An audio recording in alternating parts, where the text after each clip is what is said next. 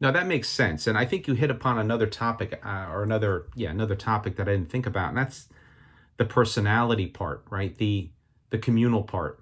I have a dear friend of mine, and him and his wife live in like I said before, a beautiful co-op, and they have a lot of friends from the co-op, neighbors on the floor, um, next door neighbors, and they're dear friends now, right? And I think that's really great. I think that's such a super positive, and the fact that you could get friendships from people that live in the co-op, I think is great.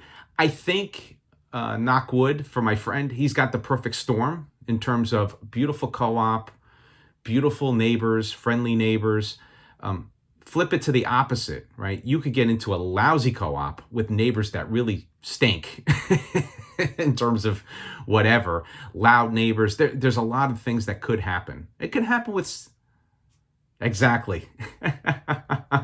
And so I think that you really, and some of that stuff you won't know until you're in, or changes while you're there.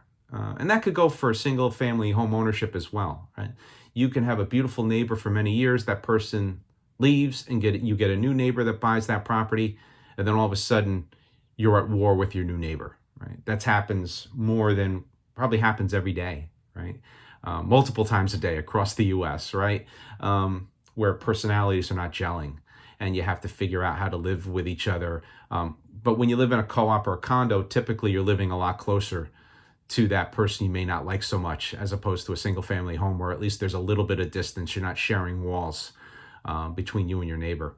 Some of the other negatives, I think, though, that we could kind of jump into, and you touched upon these, but I'm just going to go through the laundry list and then we'll go into discussing them, is the limited control over finances, right? And then watching those maintenance fees, they are just going to climb higher and higher, typically.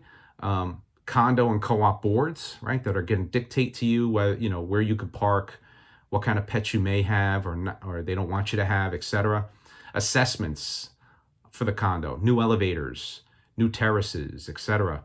And rules and regulations overall. That those are the kind of things that might be negatives that you don't typically get with single family ownership. You own your destiny with a single family home. It's not that shared cost model.